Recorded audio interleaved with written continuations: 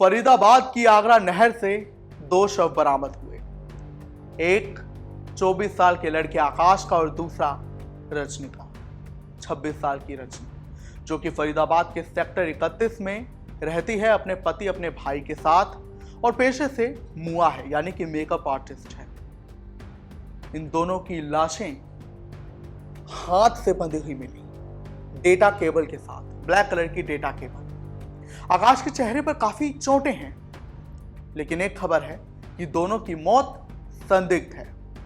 दोनों के ही परिजन एक दूसरे पर गंभीर आरोप लगा रहे हैं। मगर ये कहानी कहां से शुरू हुई, ये विवाद कहां से शुरू हुआ, आखिर आकाश और रजनी का रिश्ता क्या है, हम आपको बताएंगे। नमस्कार, आप देख रहे हैं की दहाड़, मैं हूं आपके साथ हूं पांडे। तो देखिए, 11 जुलाई को एक खबर आती है फरीदाबाद से कि बीपीटीपी के पास आगरा नहर में एक लड़का और एक लड़की ने छलांग लगा दी है और बाद में उनका शव बरामद कर लिया जाता है बीते दिन।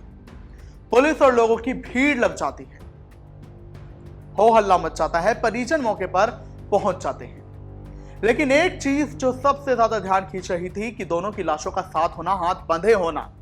आकाश के चेहरे पर काफी चोटों के निशान हैं और रजनी की भी मौत हो चुकी है। जहां आकाश के जीजा ने रजनी के परिजन पर, उसके पति पर, रजनी पर और उसके भाई पर यह आरोप लगाया है कि इन्होंने मेरे साले को मारा है और बाद में उसे नहर में फेंका।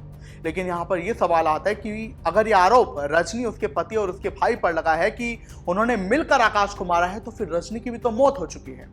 तो वहीं रजनी के परिजन, उसका पति कह रहा है कि आकाश रजनी को परेशान कर रहा था, उसने रजनी को लगातार परेशान किया, मैंने उसे समझाया भी और रजनी उससे मिलने गई और आकाश ने फिर उसकी हत्या कर दी। लेकिन ये मिलने जुलने का पूरा मामला कहां से आया?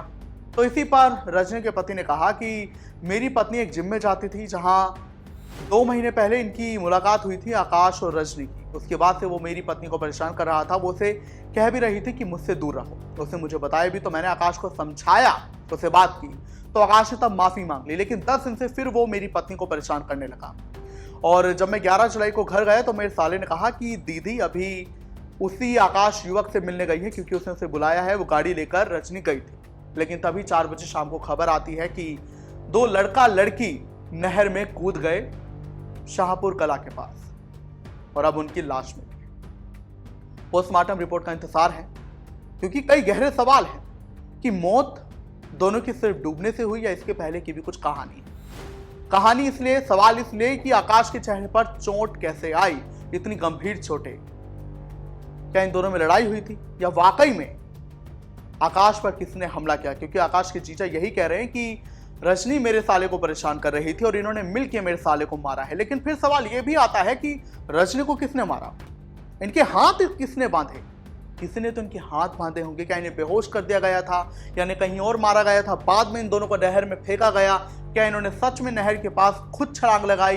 हाथ बंधे हुए कैसे थे? ये तमाम सवालों के जवाब अब पुलिस ढूंढेगी। क्या कहेंगे आप इस घटना पर? कमेंट्स में जरूर बताएं।